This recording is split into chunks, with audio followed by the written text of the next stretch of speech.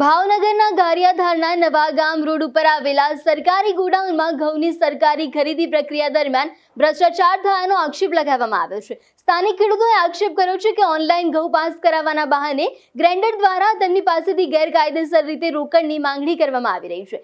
ખેડૂતો દ્વારા આક્ષેપ કરવામાં આવ્યો છે કે તેમના ઘઉં મંજૂર કરવા માટે ₹4,500 જેવી માતબર રકમ ઉઘરાવવામાં આવી રહી હતી। આ ગેરનીતિની જાણ થતાં જ માર્કેટિંગ યાર્ડના ચેરમેન તાત્કાલિક ગોડાઉન ખાતે તપાસ માટે દોડી ગયા હતા, પરંતુ તેમના પહોંચતા પહેલા જ ઉઘરાણી કરનાર શખ્સો ત્યાંથી ફરાર થઈ ગયા હોવાનું જાણવા મળ્યું છે।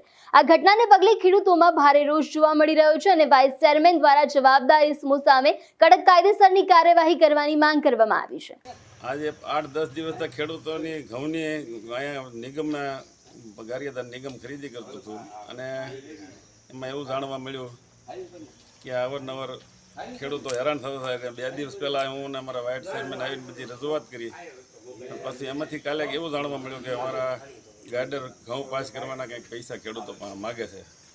પછી ત્યાં આવીને અમે બંધ કરાવીને ઉચ્ચ અધિકારીને રજૂઆત કરી અને એ બધું કાર્યવાહી શરૂ છે અત્યારે એની। કેટલા પૈસા લેતા હતા ખેડૂતો પાસે? કોઈ પણ 1000 લેતા હતા, કોઈ પણ 2000, 3000 એવા લેતા હતા।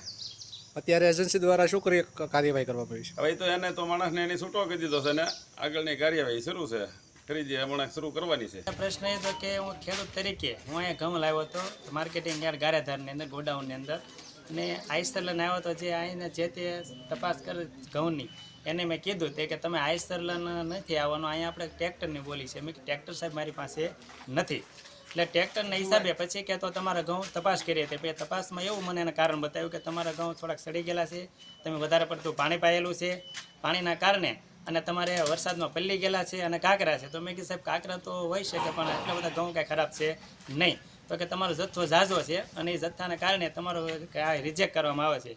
પછી પાછું એને મને બોલાવીને કીધું કે ભાઈ તમારે જો રિજેક્ટ ન કરવો હોય તો તમારે પૈસા દેવા પડે। તો મારી પાસે ₹4500 લીધા, ₹4500 લીધા અને પછી મારો એને ઘઉં પાસ કરીને મારો વારો લીધો અને મારા વજનની અંદર 425 મણ મારા ઘઉં થયા। અમને અંદાજ હતો કે 500-550 ઘઉં હશે। પછી મેં આપણે ભાવેશભાઈને તાત્કાલિક ફોન કર્યો, જે એના ચેરમેન પ્રમુખ છે ભાવેશભાઈ વલ્લભદાદાને ફોન કર્યો અને ભાવેશભાઈને હાજર આપ્યા અને સારી એવી પ્રતિક્રિયા પણ અમને આપી અને અમારી સાથે સારું એવું વર્તન કર્યું અને અમને લાગણી અને ખેડૂતોને ધ્યાનમાં રાખે એવું હિતમાં એને કાર્ય કરેલું છે ભાવેશભાઈને।